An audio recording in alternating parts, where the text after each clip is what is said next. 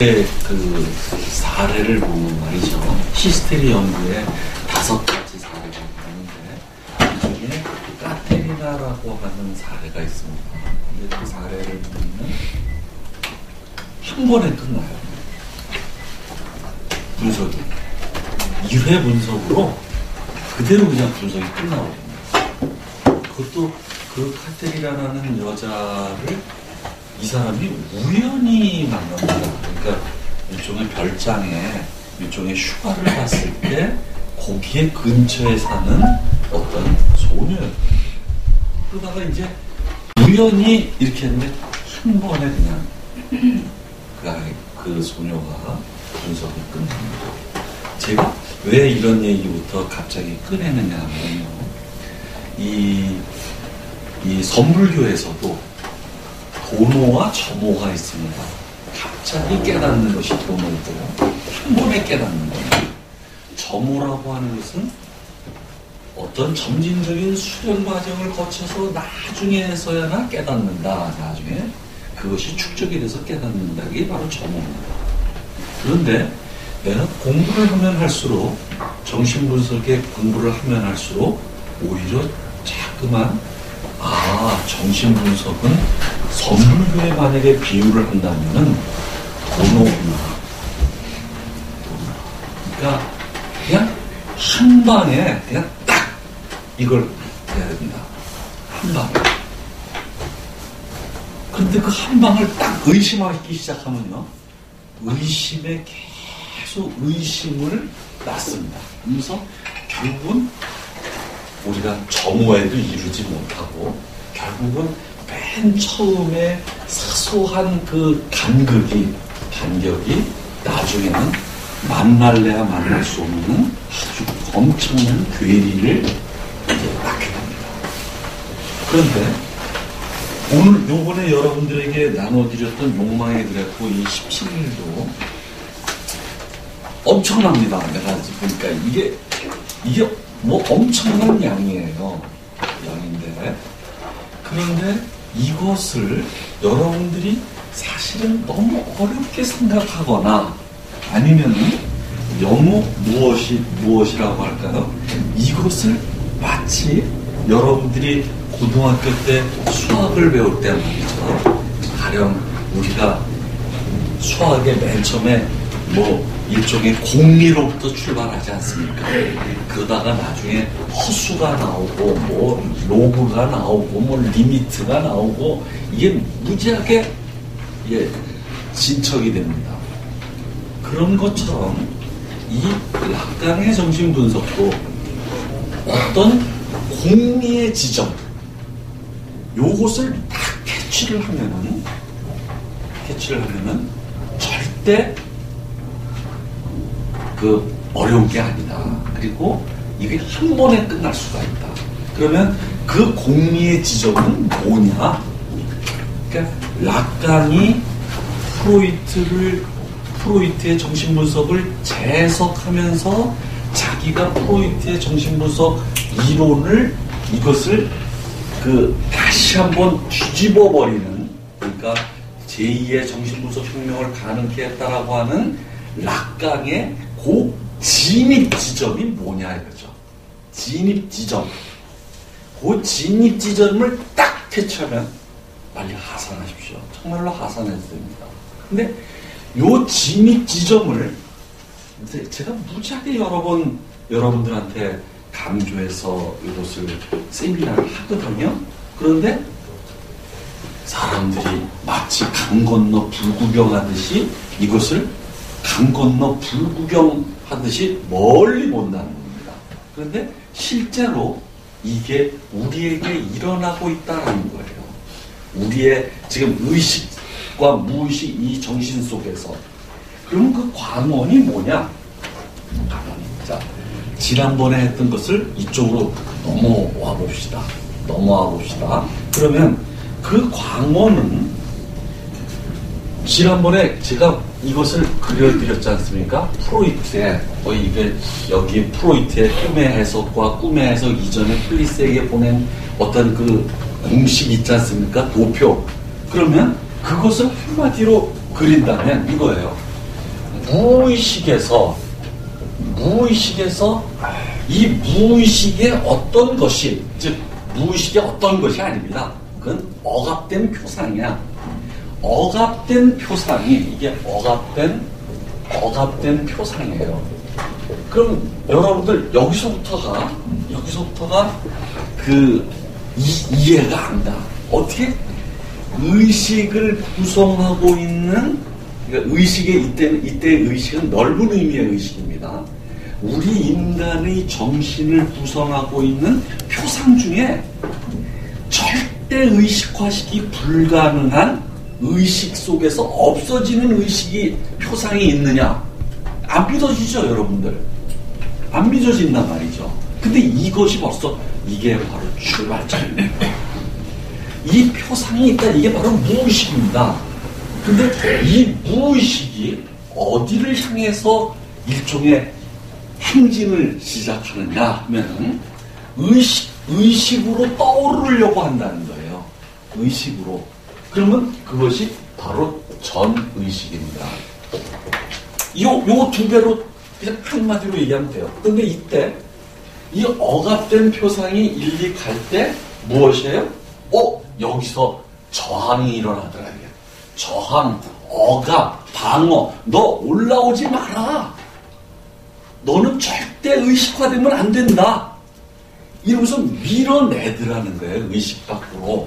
그러면서 여기서 변형되어서 나타난다. 변형, 이게 이제 저항이 나오고, 저항, 방어, 검열, 뭐 이런 게 일어나면서 이게 바로 억압입니다. 근원적으로는 억압이에요. 이게 일어나면서 여기서 변형 왜곡되어서 나타난다. 그러면서 이게 이 공식이거든요. 이게 나타나는데 이때 이것이 전의식으로 와서 변형 왜곡되면서 무엇으로 되는지 아십니까? 말하게 된다. 이것을 말로 바꾸게 된다. 말. 그러면서 프로이트는 이 플리스에게 보낸 편지에서 뭐라고 얘기를 하느냐면 이것이 무의식에 억압된 표상이 전의식적인 말로 바꾸어지는 것이 이걸 번역이라고 얘기했습니다. 그러니까 여러분들 프로이트가 굉장히 벌써 1896년도에 이걸 번역이라. 그러면 억압을 뭐라고 했느냐? 억압을 바로 번역의 실패다. 번역되지 않을 때에 그것이 실패할 때 그것이 억압된 것이다. 요 공식입니다. 여러분들 간단 이거 이제 끝났어요. 정신분석은 요걸로 끝납니다. 근데 여기서부터 이게 프로이트의 광원이라고 한다면 락강은 이제 어떻게 가느냐 봅시다. 프로이트 선생님이 이걸 발견을 한 다음에 이 거대한 요거 제가 너무나도 압축적으로 이렇게 해서 그렇지 사실은 이 밖에도 무엇이에요? 굉장히 많죠. 이 기계장치야. 그런데 그것을 표상의 차원에서 볼 때는 이렇다 이거예요. 이렇다. 자, 그런데 락강이 이것을 프로이트의 발견이 옳다면 이런 다 적했습니다. 프로이트의 이 발견이 옳다면 이거였어요. 그런데 실제로 옳습니다. 만약에 이것을 옳다면이라는 것을 부정하면은 그것은 정신분석할 필요가 없어요. 그건 빨리 다른 곳으로 가야 됩니다. 그리고 이것을 이게 의식 속에서 없어지는 사라지는 표상이 있다. 에이, 왜 나 안 믿어져? 절대 난 저것을 용납할 수가 없어. 내가 저것을 받아들일 수 없는 거야. 그럼 빨리 정신분석을 그만둬야 됩니다. 이게 굉장히 중요한 거거든요. 이게 바로 정신분석의 출발점이란 말이죠.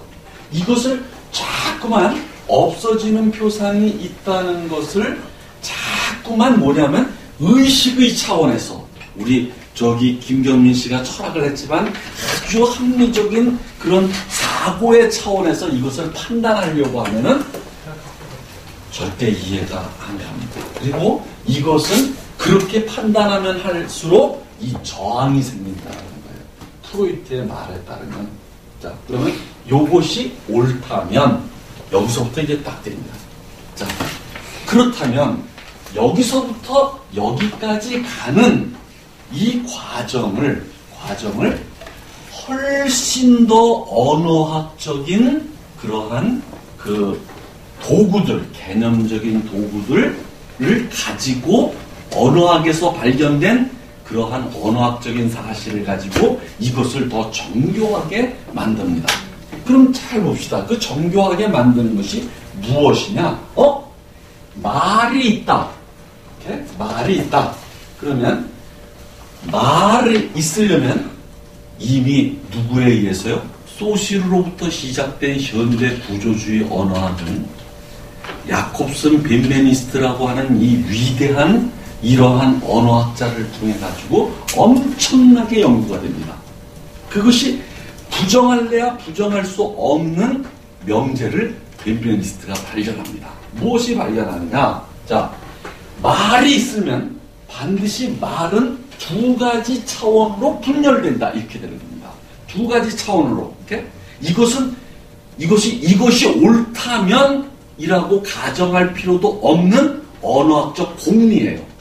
언어학적 공리.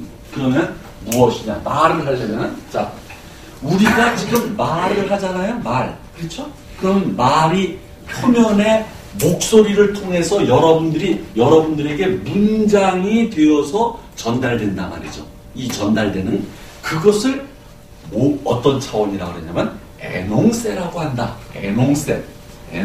자, 이게 이제 여기서부터 봅시다. 이게 에농세예요. 그래서 저는 이것을 발화된 것이라는 뜻이에요. 이게 과거분사로서 불어로.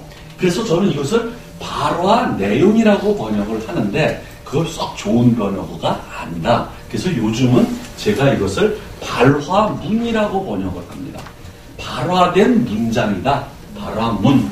그러면 이 발화문이 내 입에서 발설이 되려면 그 말을 하는 행위자가 뒤에 숨어 있어야 된다. 그것을 에농시아시옹이라고 한다. 에농시아시옹을 이것은 발화 행위다. 그래서 벤베니스트에 따르면 우선은 말을 하게 되면 두 차원이 나눠지고 동시에 말하는 사람은 둘로 분열된다. 뭐예요? 에농세의 주체와 에농시아시옹의 주체로 이미 내가 말을 하는 순간 임진수라고 하는 존재는 말의 차원에서 이미 둘로 분열된다. 이렇게 되는 거예요. 분열된다. 여기서부터 분열이 나옵니다. 분열이 이미 나오는 거예요. 여기서부터. 그러니까 20세기에 우리가 발견한 것은 19세기까지의 어떤 철학이나 이런 것을 훨씬 넘어서는 어떤 걸 발견했냐? 분열을 발견했다는 겁니다. 그러니까 나라는 존재는 통일체로 있지 않다. 어떤 언어학적인 차원에서건 그 다음에 정신분석적인 차원에서건 전부 분열되어 있습니다. 분열되어 있다. 요것을 이제 아십시오. 그 다음에 자 이게 된 거예요. 그러면 발화 행위의 주체와 에농세의 주체가 분열될 때 이 발화 행위의 주체는 반드시 나다 이거예요. 나. 1인칭 단수다. 그리고 이거는 절대 보이지 않는다. 그리고 에농세에 드러낼 수 없다. 에농세에 드러내는 순간 이미 에농시아시옹은 한 발 뒤에 있고 거기에 붙어 있다. 이거죠. 그러니까 이것은 결코 드러나지 않는다. 이거 불가시적이고 그리고 이 에농세의 표면에 절대 드러낼 수 없다. 이것이 벤베니스트가 발견한 거란 말이죠. 그러면 이제 여기서부터 나오는 겁니다. 자, 그러면 여기서 발화문은 이제 봅시다. 이게 뭐냐면 시니피앙과 시니피에가 합쳐서 이루어진 일종의 문장입니다. 그래서 여러분들에게 나눠드린 그 1페이지에 제가 했지 않습니까? 이쪽은 뭐냐면은 기호 형식과 기호 내용이 있는 거예요. 기호 내용. 네? 기호 내용. 그래서 이 기호 형식은 반드시 다른 기호 형식을 향하기 때문에 이것도 기호 형식의 사슬입니다. 기호 형식 2 이렇게 됩니다. 이런 식으로 가요. 따라서 여기에서도 이미 무엇이 있습니까? 이것이 사슬이 있다. 시니피앙의 사슬이다. 사슬을 이렇게 그린다. 이거죠. 사슬. 네, 사슬을. 자, 그런데 여기서 우리가 중요한 것은 요 에농세의 차원에서는 이 기호 내용이 기호 형식의 사슬 밑으로 이렇게 흘러간다는 거예요. 흘러간다. 미끄러져 간다. 그러니까 여기서는 기호 내용이 같이 있어요. 그런데 이때 잘 보십시오. 여러분들 지난번에 했던 거예요. 라깡이 또 무엇을 발견해요? 뿌엔드 까피똥 또는 상호작용이라는 걸 발견합니다. 무엇이에요? 아기다리 고기다리 할 때 아라고 하는 그 음절의 가치는 음가나 의미는 무엇이에요?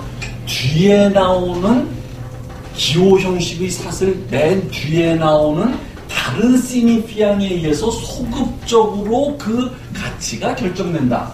제가 얘기했잖아요. 자, 아기다리, 고기다리 이렇게 잤습니까? 이렇게. 그러니까 이게 이 고라고 하는 시니피앙이 이게 소급적으로 아라는 것을 해주는 거다. 이렇게 이런 식의. 근데 이것이 계속 유예됩니다. 이게 바로 상호작용이에요. 그러니까 이 사람이 이렇게 그리는 거예요. 여기가 바로 시니피앙의 장소야. 시니피앙의 장소에서 여기서 말하는 주체가 시니피앙의 장소에서 이렇게 시니피앙을 선택할 때 그 효과는 어디예요? 소급적으로 여기에서 일어난다 이거죠. 소급적으로. 그러니까 이것이 A예요. 그러면 이쪽에서는 의미가 이게 소문자가 바로 기호 내용이라는 거예요. 소문자 S가 이게 일어난다. 아, 이것을 여러분들한테 내가 이것이 뿌엔드 까피똥이다. 그러니까 누빔점이다. 마치 입을 누비듯이 누비는 거다. 이렇게 얘기를 했단 말이죠. 그러면 이제 그 다음 것이 문제입니다. 그 다음 것이 무엇이냐면 요것은 완전히 의식의 차원에 있어요. 이쪽은. 그러니까 우리가 발음을 하잖아요. 그런데 이 발음을 하는 여기가 목소리가 되어서 나와요. 목소리. 여기 불어로는 부하라고 되어 있습니다. 목소리. 그리고 이게 시니피앙. 여기가 기호 형식이 있습니다. 그러니까 기호 형식의 사슬이에요. 기호 형식의 사슬. 자, 이 기호 형식의 사슬은 목소리가 되어서 나오는데 그 사슬의 어떤 기호 형식의 의미는 뒤에 나오는 기호 형식에 의해서 소급적으로 상호작용에 의해 가지고 결정된다. 이게 그 유명한, 그래서 이쪽 방향으로 이렇게 돼요. 이게 이렇게 해서 도표를 그립니다. 그러면 요번에는 에농시아스용의 차원을 봅시다. 이것은 보이지 않아요. 그러면 여러분들이 찾고 있는 나란 누구인가라고 할 때, 그 나는, 그 나는 이쪽의 에농시아스용의 나가 더 나에 가깝겠습니까? 아니면 이쪽의 에농세의 내가 나갔습니까? 이거는 무엇이에요? 의식적인 나로서 이것은 표면적인 겁니다. 이거 그렇죠? 그런데 이쪽의 것이 진정한 나에 더 가까워요. 그런데 이제 이것을 여기다 대입합니다. 이제 락강은 무엇이냐면 이 에농시아시옹의 주체, 마치 투명인간처럼 모든 발화문 뒤에 붙어가지고 보이지 않게 발화문을 발화하는 이 행위자로서의 이 에농시아시옹의 주체를 통해서 이 무의식이 이쪽으로 흘러나온다는 거예요. 이것을 무의식의 주체라고 합니다. 무의식의 주체. 자, 그러면 이쪽은 뭐냐면 이게 바로 자아에 가까워요. 이쪽은 오히려 이쪽은 자아에 가깝습니다. 자아. 그리고 이쪽은 뭐냐면은 주체라는 말이에요. 무의식의 주체. 의식적 자아, 무의식의 주체. 그런데 무의식의 주체는 잘 보십시오. 에농시아시옹의 주체와 똑같은 거 아닙니다. 에농시아시옹의 주체는 언어학적인 차원의 주체고 그 언어학적인 차원의 불가시적인 주체를 통해서 이쪽에서 흘러나온다는 거예요. 요것이 흘러나와서 이쪽으로 간다는 거예요. 이렇게 됐습니까? 그러면 여기서 아까 변형 왜곡된다 그랬지 않습니까? 그러면 이쪽에서 에농시아시옹을 통해서 에농세가 변형 왜곡되어서 말이 나오는 거야. 지금 발화문이 이렇게 이것이. 그러니까 여기서 그래서 지난번에도 말씀드렸지 않습니까? 이게 바로 그거가 말한다예요. 그거가 말한다. 그리고 저기 봅시다. 나 진실이 말한다. 이때 진실이 무의식적 진실입니다. 진실이 말한다는 거예요. 그런데 이 주체가 무엇냐? 이제 봅시다. 이 주체가 여기서 이제 포인트가 이거예요. 포인트가 여기서 이제 포인트가 나옵니다. 사실 이 포인트가 무엇이냐? 주체는 시니피앙에 의해서 표상되는데 그 시니피앙은 다른 시니피앙을 향해서 간다. 이거예요. 그러니까 하나의 시니피앙은 그건 S1입니다. S1은 주체를 표상하는데 다른 시니피앙을 향해서 표상한다. 그래서 결국은 주체 S는 서브젝트 S는 분열된다. 두 시니피앙 사이에서 요것만 알면 다 됩니다. 락강은 저것만 확실하게 알면 다 돼요. 요것만 알면 돼요. 근데 이게 굉장히 어렵습니다. 왜 그러느냐면 잘 보세요. 이때는 이때 왜 이런 결과가 나타나느냐면 시니피앙의 장소는 항상 실패로 끝나기 때문입니다. 마이너스 1로 떨어지기 때문이에요. 그것은 시니피앙의 가치를 결정해줄 마지막 시니피앙이 없다라는 그 자명한 사실 때문에 결국은 S가 이렇게 분열되는 겁니다. 만약에 시니피앙을 보증해줄 마지막 시니피앙이 있다면 무엇이에요? 이것은 이렇게 분열될 필요가 없죠. 됐죠? 이제 됐습니다. 요거예요. 요것만 알면은 다 됐어요. 자, 우선은 보세요. 자, 이 흐름은 이게 무의식의 주체가 발생하는 아주 락강의 제1명제입니다. 제1명제. 그러니까 이 제1명제를 여러분들이 거부한다. 그러면 그것도 락강 안 하는 게 낫습니다. 차라리 이것을. 그러면 요것은 무엇이냐?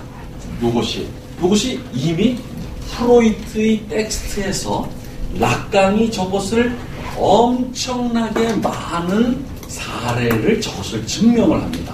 여러분들이 딕의 사례 아십니까? 자기의 연적인 딕이 동일시에서 딕이 뚱뚱하다는 뜻인데 갑자기 자살을 하려고 한다든지 그 다음에 리샤르라고 한다든지, 리샤르 이거 기억나십니까? 그 다음에 뭐 V자, 늑대인간의 이런 것들이 전부 여기서 이것을 증명해 준다. 아, 주체는 시니피앙에 의해서 표상된다 라는 것을요. 예? 그리고 그 시니피앙에 의해서 움직인다 이렇게 되는 거예요. 움직인다. 여러분들 이런 거 있지 않습니까? 이런 것이 얼마나 많은 건지 아십니까? 바로 어저께 제가 병원에 갔어요. 근데 병원에는 4층이 없지 않습니까? 4층이.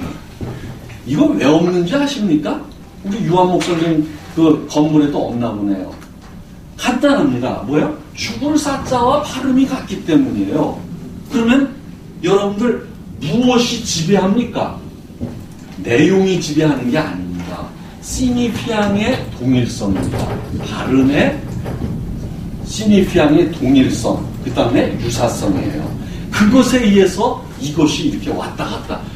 결국은 4층이 없는 것은 시니피앙의 지배력이 우리 사회의 모든 집단 의식을 지배하고 있다는 것을 증명하고 있는 겁니다. 그렇죠? 그러니까 시니피앙이 프로이트나 라깡에 따르면 무엇이에요? 시니피에, 즉 내용보다 우위에 있을 뿐만 아니라 완전히 주체, 즉 인간 주체를 지배해버립니다. 우리가 요 시니피앙의 유사성에 의해서 완전히 나의 행동과 건물의 4층이 없을 정도로 좌지우지된다는 거예요. 좌지우지. 됐죠? 자, 그러면 이제 여기서. 그런데 이 시니피앙은 어디로 갑니까? 시니피앙의 장소가 A입니다. A. 시니피앙의 장소에 구멍이 하나 나 있어요. 즉, 낭떠러지로 떨어집니다.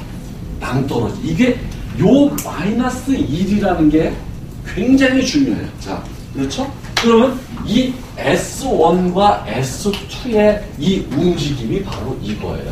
이게 무의식의 움직임입니다. 이 상층입니다. 여러분들. 그러면 여기에서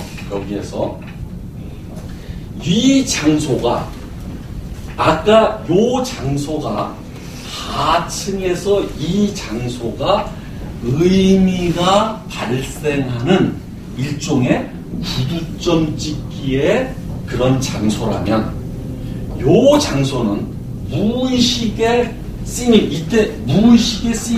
주체를 표상하는 시니피앙은 무엇이 없어요? 내용이 없는 순수한 시니피앙입니다. 순수한 시니피앙. 즉, 이쪽은 순수한 시니피앙이에요. 시니피앙. 이게 순수한 시니피앙이에요. 그럼 순수한 시니피앙의 마지막 지점은 어디에 도달해요? 바로 이것에 도달합니다. 이 지점이 이거예요. 그렇죠? 그런데 A에서 이게 결핍의 표시예요. 이게 빗근이. 그런데 결핍된 시니피앙이 뭔지를 몰라요. 여기서 결핍된 시니피앙, 요 하나의 시니피앙이 뭔지 몰라요. 요게 큰 타자의 결핍의 기호 형식이라는 뜻이에요. 그러니까 시니피앙의 장소에 마지막 하나의 시니피앙이 없던데, 오케이? 없어요. 반드시 없습니다. 이것은. 그런데 그 마지막 시니피앙, 하나 없는 시니피앙은 뭔지를 모르는데 그것을 요렇게 표시한다. 이렇게. 큰 타자에 결핍된 하나의 시니피앙이다. 됐어요? 그러니까 이 장소가 바로 구멍이에요. 구멍. 그런데 여기서 봅시다. 여기서 보면은 요게 여러분들이 생각하듯이 무엇이냐? 근데 이상하게 잘 보세요. 시니피앙을 이게 A입니다. 이게 여기서 시니피앙의 장소에서 시니피앙을 빌려서, 그렇죠? 시니피앙을 빌려서 주체를 표상해요. 근데 그 시니피앙은 다른 시니피앙을 향해요. 그 사이에서 주체는 분열됩니다. 그래서 결국은 무엇이냐면 요 분열이 결국 요거예요. 요 마이너스 1. 똑같은 겁니다. 그러니까 주체가 원래 실체가 있어서 나누어지는 게 아니라 벌어진 그 자체가 바로 그 공간이 주체입니다. 주체. 락강에 따르면. 그런데 이 S2는 무엇과 같은 거예요? 사실은 이건 A와 같은 겁니다. A에 있는 큰 시니피앙이 장소에 있는 시니피앙들 전체를 S2라고 말할 수 있어요. 그런데 그것은 결국은 어떻게 돼요? 이것은 분열됩니다. 없어요. 결핍되었어요. 결국은 이렇게 돼요. 이것이 다시 피드백돼서 이쪽으로 갑니다. 이렇게. 요 공식입니다. 요 순환이에요. 그러니까 태초에 저는 이렇게 얘기할 수 있습니다. 저기 요한복음 1장 1절엔 태초에 말이 있었다 이랬지 않습니까? 그것을 저는 이렇게 말을 할 수 있어요. 태초에 흩타자의 결핍이 있었다. 그러니까 기호 형식의 장소에 마이너스 1이 있었다 이거예요. 그 장소가 마이너스 1이 있는 줄을 모르고 거기서 하나의 시니피앙을 빌려서 자기 자신을 표상해요. 그럼 여러분들 시니피앙이 주체를 표상한다는 말을 프로이트식으로 말하면 뭘까요? 자, 프로이트식으로 한번 얘기해 봅시다. 여러분들이 오히려 논리적이고 수리 논리적인 것을 철두철미하게 락강이 훨씬 더 논리적이지만 우리가 이해하기에는 프로이트의 사례를 가져오는 게 좋습니다. 여러분들 이거 기억하십니까? 자, 내가 태어났으면 죽을 운명에 놓이죠. 그럴 때 엄마가 이 아이의 울음소리의 뜻을 알고서 아이에게 젖가슴을 줍니다. 그랬을 때 젖가슴과 젖을 제공을 받고 그것이 처음으로 기억 흔적이 남습니다. 됐죠? 자, 여기서 기억 흔적이 남는다 그랬어요. 기억 흔적. 그런데 이 기억 흔적이 두 번째 배고플 때서부터 깨어납니다. 그렇죠? 깨어나면서 잘 들으세요. 이때 이 기억 흔적은 두 가지 기억 흔적을 갖고 있는데 젖으로부터 우리가 충족된 일종의 무엇이 돼요? 포만감이 있습니다. 포만감. 그런데 이때 다른 것이 하나 더 생긴다 이거죠. 알파가. 그것이 바로 젖가슴, 이게 멜라니 클라인이 이제 나옵니다. 젖가슴으로부터 이제 제공된 어떠한 성적인 일종의 희열입니다. 성적인 희열. 그러면 이게 무엇이냐면 성적 일종의 향락이라고 얘기할 수 있습니다. 이게 성적인 향락. 이게 제공이 돼요. 이게 사실은. 그래서 저는 이것을 사랑의 맛이라고 했는데, 그런데 이 두 가지 중에서 이 다음 배고플 때서부터 자꾸만 무엇이에요, 여러분들? 다시 이 두 가지가 동시에 충족되기를 바라는 마음이 생각합니다. 이게 지각이 발생했다 그랬지 않습니까? 지각 발생. 그렇죠? 그러면 이거 봅시다. 이 성적 향락이 다시 재현되기를 바라는 마음이 이게 바로 욕망이요 소원이라고 얘기했죠. 소원. 그렇죠? 잘 들으세요. 그리고 이 포만감은 이것은 무엇이에요? 육체적인 생리적 본능에 해당되는 것으로서 이것은 욕구 충족이라 그랬죠. 욕구 충족이 차원에 있다 그랬죠. 욕구입니다. 그러니까 이렇게 돼요. 자, 그런데 잘 들어보십시오. 이 기억 흔적은 무엇으로 되어 있습니까? 표상으로 되어 있죠. 그죠? 그러면 이때 제가 이제 봅시다. 이때 잘 들어보십시오. 이때 이 기호 형식이 주체를 표상한다는 말이 대체 무슨 말이냐 하는 겁니다. 지금 기호 형식이 주체를 표상한다는 말이 그러면 프로이트식으로 얘기를 하면은 조금 더 이해하기 쉽다 해서 다시 하는 겁니다. 그러면 누가 기억 흔적은 표상을 이루어졌죠? 내가 이때 여러분들 표상이 있고 자체가 따로 있어서 내가 표상을 이용해서 그 표상과 일치하는 대상을 찾아가는 것이 아니라 이미 이 표상 자체가 이 성적 향락을 주었던 젖가슴의 이렇게 얘기합시다. 그냥 젖가슴 표상이 곧 무엇이에요? 쾌락자아예요. 그러니까 이 쾌락자아가 이 멜라니 클라인으로 말하면 저게 좋은 대상이 되는 거예요. 좋은 대상. 이것이 쾌락자아가 바로 이 표상으로 이루어져 있어. 그러니까 이 쾌락자아가 표상을 따라가는 겁니다. 표상을 따라가면서 그 표상과 일치하는 대상을 되찾으려고 해요. 이것을 현실자다. 이렇게 된 거죠. 현실자. 그러니까 자아와 표상이 동일시되는 겁니다. 이 표상을 동일시를 통해서 가지고 들어온 것이 쾌락자예요. 그러니까 이게 다르게 이게 바로 무엇이에요? 이게 표상된다 한다는 뜻이에요. 표상한다는 뜻입니다. 그러면 여기서 이 표상과 자아가 이렇게 됐듯이, 그렇죠? 그러면 이때 표상과 일치하는 대상을 찾죠.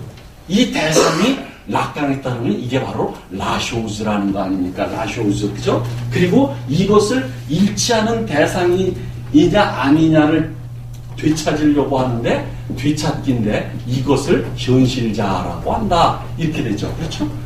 그것을 이제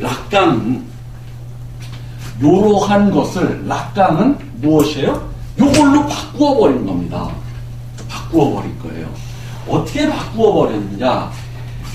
이 프로이트와 락강의 궁극적으로 차이가 난다면 무엇이냐면, 프로이트는 이런 것들을 일종의 체험의 기록을 통해서 이게 나타난다라고 생각을 하는 거예요. 체험의 기록이다. 이걸 충족 체험인데, 충족 체험의 기록을 통해서 이런 결과들이 나타난다. 이렇게 보는 것이었어요. 그런데 락강은 선생님 아닙니다. 그러니까 체험을 이미 구조화시키는 구조가 이미 우리가 태어나기 전에 이미 있었습니다. 그것이 우리를 결정하는 겁니다. 이렇게 되는 거예요. 아시겠습니까? 그래서 제가 자주 비유적으로 말하는 것이 무엇이에요? 우리가 태어나기 이전에 이미 한국어와 한국어 언어 체계는 이미 있었다. 그것에 우리가 따르는 뿐이다. 그것을 안 따르게 되면은 그것이 비문이 되는 거고, 그것을 따르면은 정문이 되는 것이다. 그거와 비슷하다 이거죠. 이게. 요것을 먼저 생각한 사람. 그러니까 일종의 요 논리가 먼저 있었다는 거예요. 먼저. 그러니까 이 라쇼즈도 락강은 이러한 관점에서 이것을 다시 재정의합니다. 자, 그러면 요번에는 두 번째, 락강이 프로이트와 다른 출발점 중에 하나가 무엇이냐면, 프로이트는 계속 무엇이에요? 아주 전통적인 철학적인 용어인 두루뭉술한 표상이라는 용어를 계속 사용했다는 거예요. 그런데 락강은 이거 좀 분명히 합시다. 분명히 무엇이에요? 시니피안과 이미지로 이것을 구분을 한 겁니다. 그러니까 자꾸만 이게 뭐냐면 시니피안과 이미지로 두 차원으로 구분을 한 거예요. 이 누구죠? 프로이트는 전통적인 철학의 영향하에 있어서, 그리고 이것을 체험을 기록하는 것으로 보았기 때문에 자꾸만 이미지로서의 표상과 이미지를 거의 같은 의미로 사용을 합니다. 그런데 락강은 선생님이 말씀하시는 이 표상은 시니피안입니다. 이렇게 되는 겁니다. 시니피안입니다. 이렇게 딱 그냥 얘기를 하는 거예요. 그러면서 제가 여러 차례 말을 했지만 꿈의 해석을 보면은 이게 꿈의 언어학책입니다. 언어학책. 그런 것을 금방 알 수 있거든요. 그것이 여기서입니다. 그러면 이제 그 구조가, 그러니까 무의식의 언어 구조가 어떻게 되어 있느냐? 요거예요, 요거. 무의식의 언어 구조예요. 요거 논리입니다. 언어 논리야. 그러면 무의식의 언어 구조를 다른 말로 한다면 락강은 뭐라 그랬습니까? 무의식은 언어처럼 구조화되어 있다. 이렇게 되는 거죠. 이것입니다. 자, 그런데 여기서 이제 한 걸로 더 나아가 봅시다. 그러면 여러분들 이렇게 요 공식을 했어요. 근데 맨 처음에 그러면 이 주체가 여기서부터 여러 차례가 나오는데, 그럼 여러분들 주체 그러면 무엇이냐? 여러분들 주체가 단지 효과일 뿐입니다. 효과. 그럼 주체, 욕망, 그 다음에 무슨 요구, 이런 걸 다 봅시다. 간단해요. 무엇이에요? 주체는 시니피앙에서 다른 시니피앙으로의 이동의 다름 아니에요. 그러니까 시니피앙에서 다른 시니피앙으로 이동하는 중에 나타나는 일종의 분열 효과예요. 그것 외에는 아무것도 없는, 그러니까 이 무의식이 이렇게 움직인다는 겁니다. 무의식이. 됐죠? 그러면 여기서 무엇을 더 우리가 생각해야 되느냐면, 자, 이제 봅시다.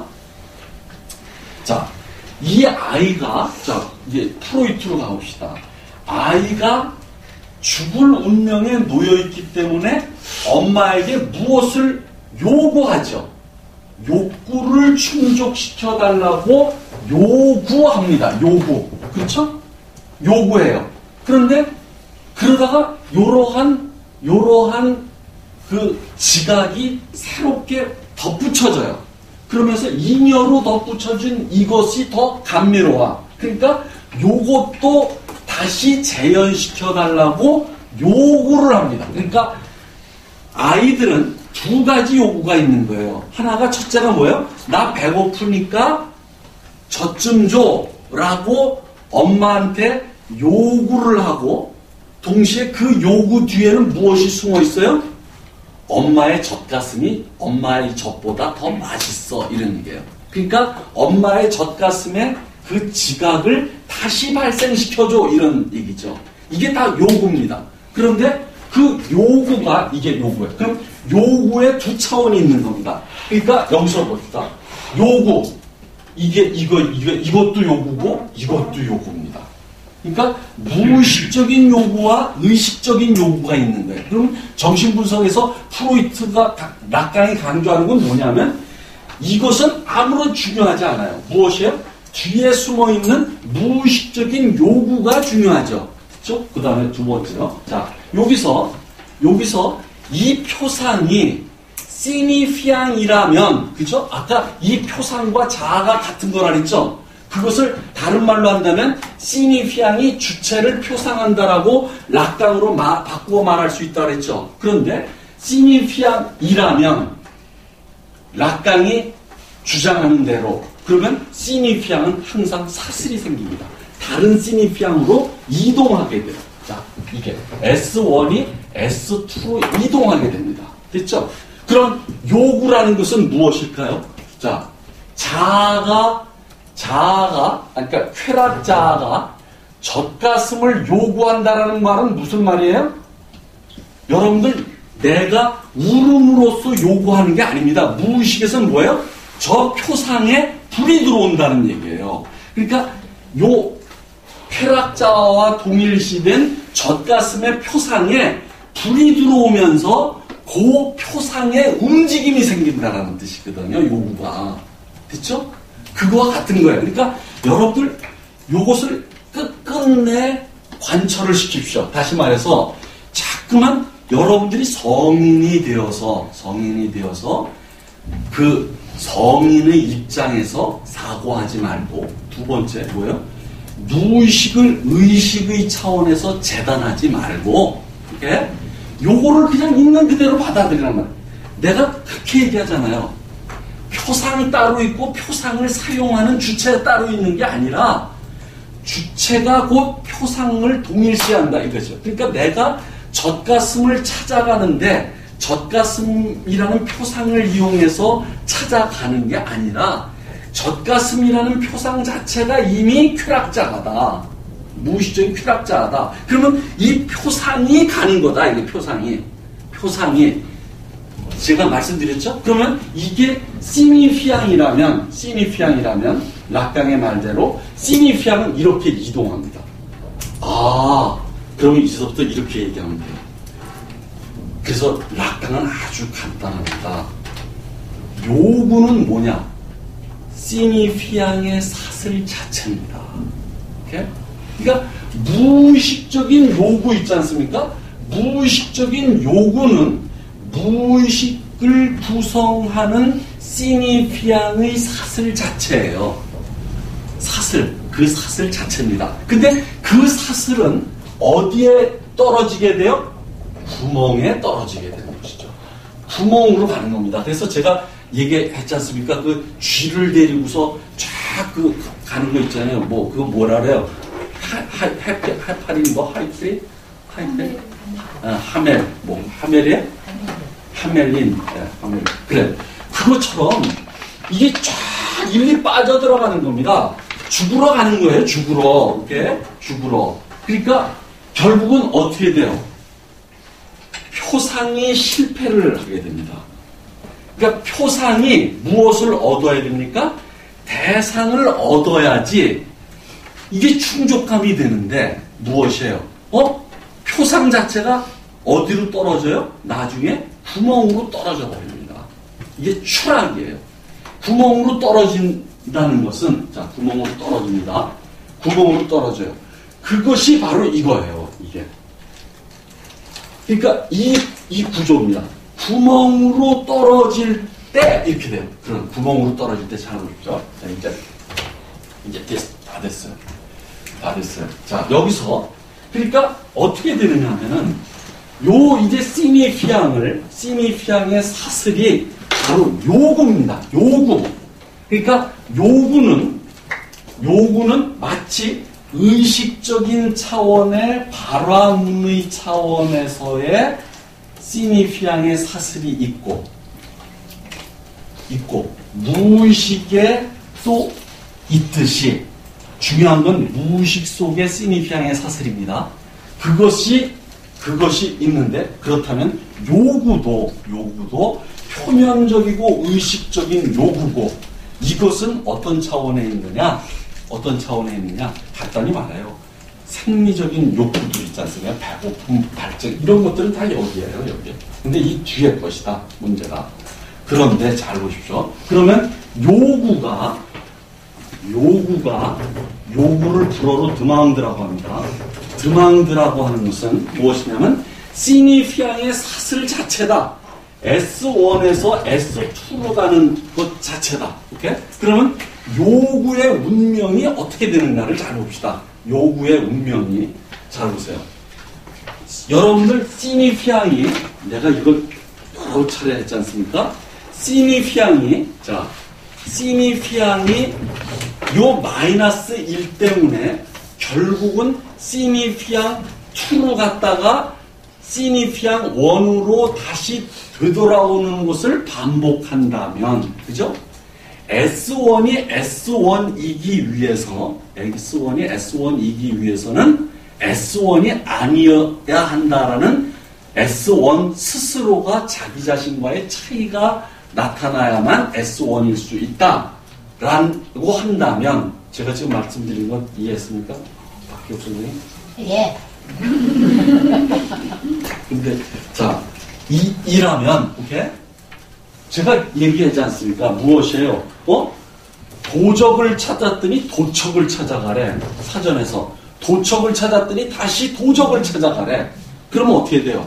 도적도 도척도 의미를 모르는 채로 끝나게 됐습니다. 사전이 전부 이런 식입니다, 사실. 우리가 사전이 의미를 가르쳐주고 정의하고 있는 것 같지만 사전은 이러한 순환 논리에서 계속 뺑뺑 도는 것 뿐입니다.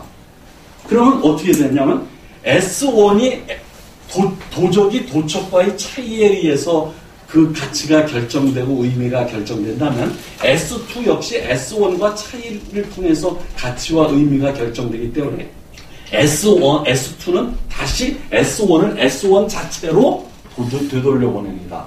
되돌려보내기 때문에 S1이 S1이기 위해서는 S1이 아니어야 돼요.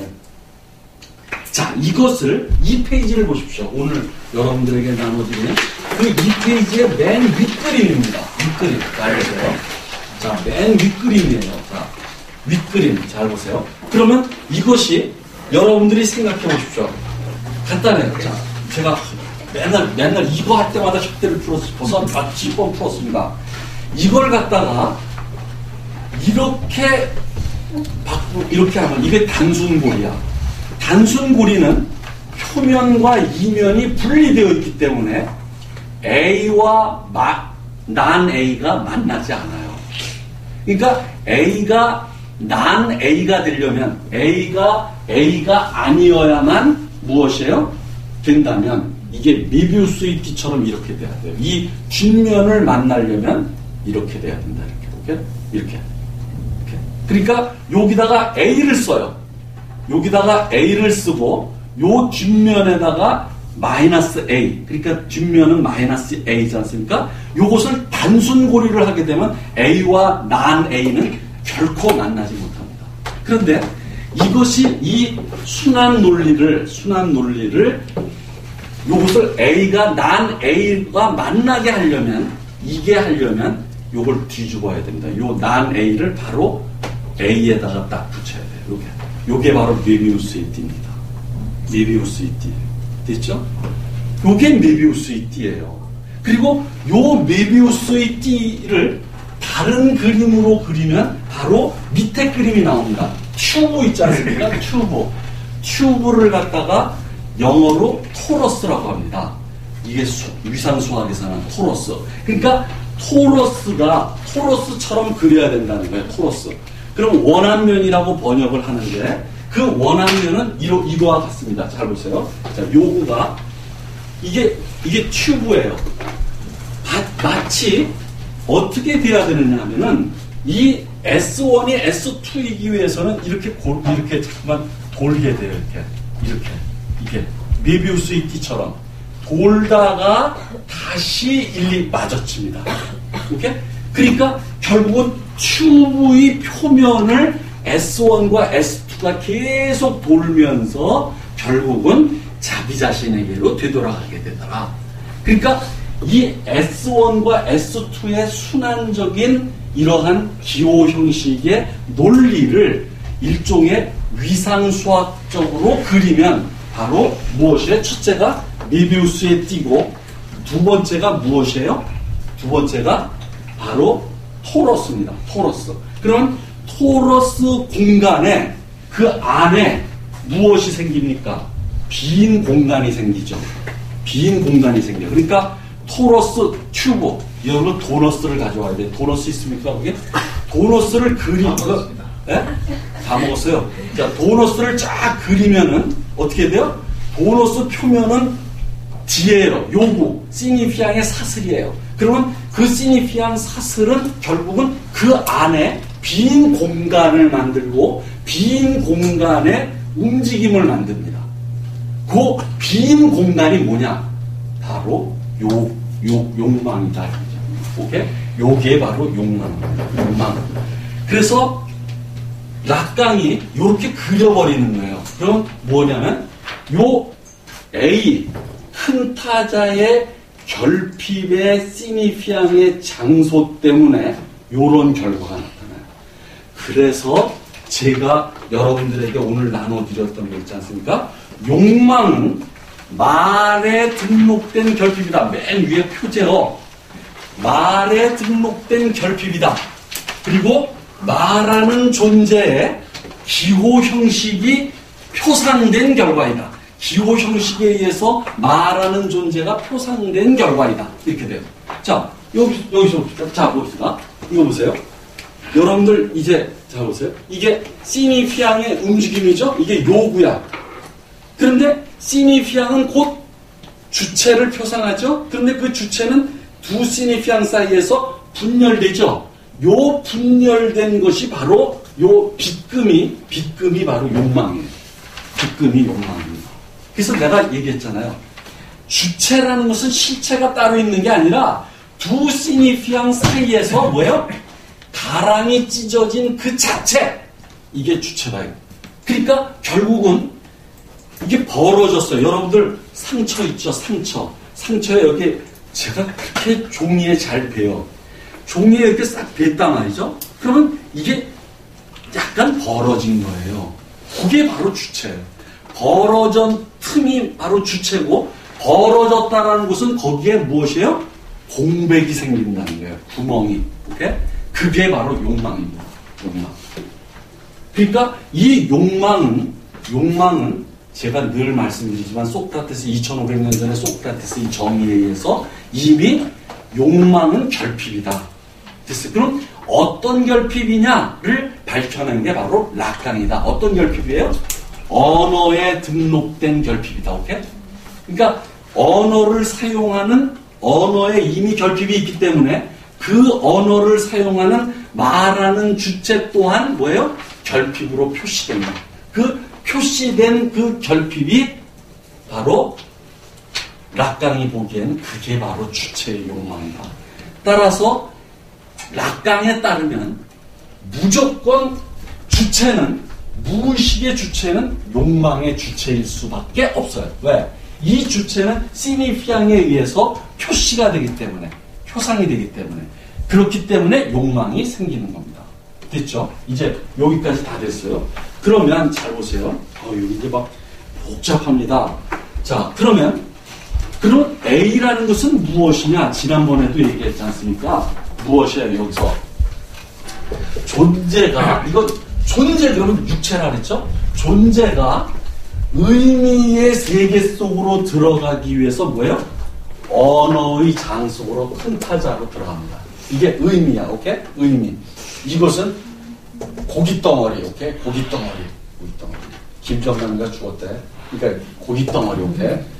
고깃덩어리가 꽤 나가겠던데, 그 수가. 오케이?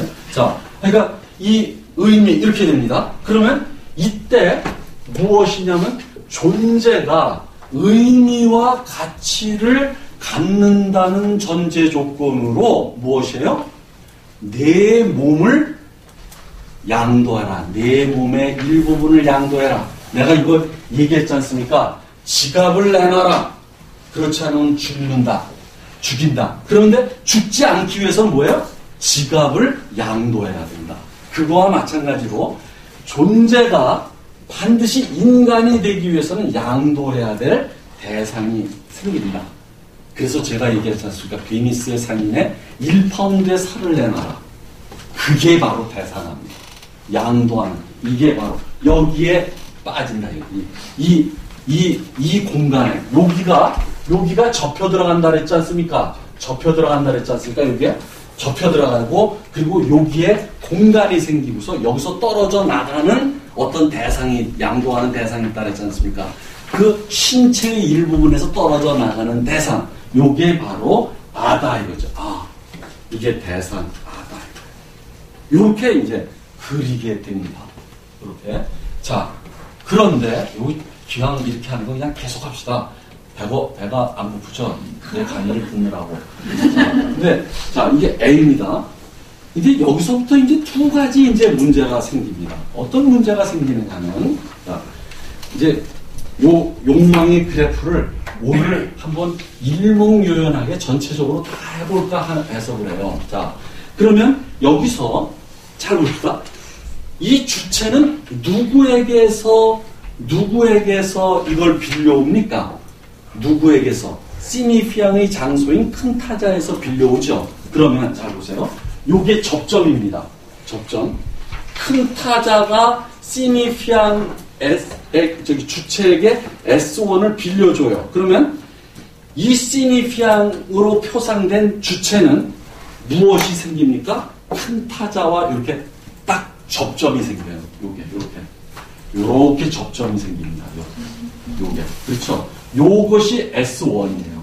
S1. 그렇죠? 계속 빌린단 말이에요. 이게 주체. 주체가 여기 있어요. 주체. 여기가 주체고 이게 큰 타자입니다. 큰 타자예요. 빌려요. 그런데 S1은 S2로 가야죠. 그죠? S2. 그죠? S2로. 그럼 요번에는 또다시 S2가 원래 같이 큰 타자의 접점이 되겠죠. 그죠? 그러면 주체가 S1에서 S2로 이동하면서 주체가 표상된다는 사실은 다른 말로 한다면 큰 타자도 같이 맞물려서 돌아간다는 뜻이에요. 안 되겠습니까? 톱니바퀴의 원리입니다. 톱니바퀴. 자, 여기가 주체라는 톱니바퀴예요. 그리고 이쪽은 뭐예요? 큰 타자라는 톱니바퀴예요. 근데 이 주체라는 톱니바퀴는 원래 따로 있는 것이 아니라 큰 타자에게서 시니피앙을 빌려서 자기가 큰 타자의 장소에서 자기를 시니피앙에 의해서 표상을 해요. 그죠? 딱 여기 접점이 생겨요. 그러면 시니피앙 자체가 큰 타자, 주체이기 때문에 주체가 다른 시니피앙으로 이동해요. 그러면, 바로 큰 타자의 장소도 큰 타자라고 하는 또 다른 거대한 톱니바퀴도 반대 방향으로 돌아갑니다. 됐죠? 반대 방향으로 돌아가요. 여기서 놀라운 일이 생깁니다. 이제 락강이 이제 복원돼 이런 식으로 설명을 하는 거예요. 자, 무엇이냐면 주체가 시니피앙에 의해서 표상되는 순간에 무엇이에요? 맞짱 뜨려고 하는 거예요. 이제 주체가 누구에게? 큰 타자의 시니피앙을 빌려서 자기 자신을 표상하는 순간 주체가 큰 타자 밖으로 나와서 외제하는 거예요. 큰 타자 바깥에 외제하면서 큰 타자와 맞물려 들어갑니다. 맞물려. 오케이? 그러면서 큰 타자는 단지 장소일 뿐인데, 시니피앙의 장소일 뿐인데, 이것이 마치 살아있는 주체처럼 무의식적으로 착각을 합니다. 이 주체가. 이런 식으로 주체의 움직임이 생기는 겁니다. 그것이 여러분들이 2페이지에 봅시다. 2페이지에. 맨 밑에 오른쪽을 보십시오. 맨 밑에 왼쪽을 보세요. 그러니까 이것이 여러분들 이게 봅시다. 자, 요것이 주체의 요구와 주체의 욕망을 나타내는 주체의 원한면이라고 한다면, 그렇죠? 주체의 원한면이라고 한다면, 여기서 내가 맞물려 들어간다 그랬죠? 그러면 여기서 이것이 움직일 때마다 또 다른 큰 타자의 원한면이 이걸 같이 움직입니다. 그것이 바로 이 왼쪽입니다. 맨 아래 왼쪽 휘기르뚜, 그러니까 그겁니다. 오케이? 그리고 그것을 설명한 것이 오른쪽에. 그러니까 주체의 원한면에 큰 타자의 원한면이 이게 서로 껴안습니다. 이렇게 돼요. 여러분들 이렇게 되죠. 맞지? 무엇이에요? 사슬처럼 이렇게 되는 겁니다. 도너츠를 이 두 개를 껴버린 거예요. 그러니까 주체의 도너츠의 구멍에 이게 끼는 겁니다. 큰 타자의 도너츠의 몸통이 이렇게 껴요. 그러면 여기서 이중적인 움직임이 생깁니다. 주체의 요구는 아주 어려운데, 주체의 요구는 큰 타자의 욕망과 일치하고 주체의 욕망은 큰 타자의 요구와 일치합니다. 그러니까 반대 방향으로 돌아간다니까, 반대 방향으로. 오케이? 그러니까 아시겠습니까? 아무래도 쉬어야 될 것 같으네요, 여기서부터는. 근데 여기서 이제 여러분들 이제 둘째 치고 여기까지는 이해하시겠어요? 주체의 요구와 욕망. 그러면 주체의 요구라는 것이 내가 이렇게 버젓이 입고서 엄마 나 젖가슴 줘 이런 게 아니라, 젖가슴이라는 표상이 쾌락자와 동일시돼서 같이 움직이듯이 프로이트에게서 락강에게 있어서는 시니피앙이라고 하는 것이 주체를 표상한다면, 그렇죠? 프로이트처럼. 그러면 이게 같이 움직입니다. 그러면 바로 시니피앙의 사슬, 이 이동의 움직임체가 무엇이에요? 요구다. 주체의 요구다. 그런데 그것은 반드시 메비우스의 띠와 원안면에서처럼 그 가운데에 무엇을 숨기고 있어요? 빈 공간, 결핍의 공간이 공백이 생긴다. 그 공백이 바로 주체의 욕망이다. 이렇게 돼요. 그리고 가운데, 맨 가운데에 또 중앙에 공백이 있는데 그 중앙의 공백을 바로 큰 타자의 이것이요. 그죠? 이것이 여기 떨어진다. 이거죠. 그 구멍이다. 그러니까 결국은 이렇게 얘기하면 됩니다. 여러분들한테 제가 이렇게 그냥 단 한마디로 말을 하면 될지 모르겠지만, 어려울지 모르겠지만, 이렇게 얘기를 할 수가 있어요.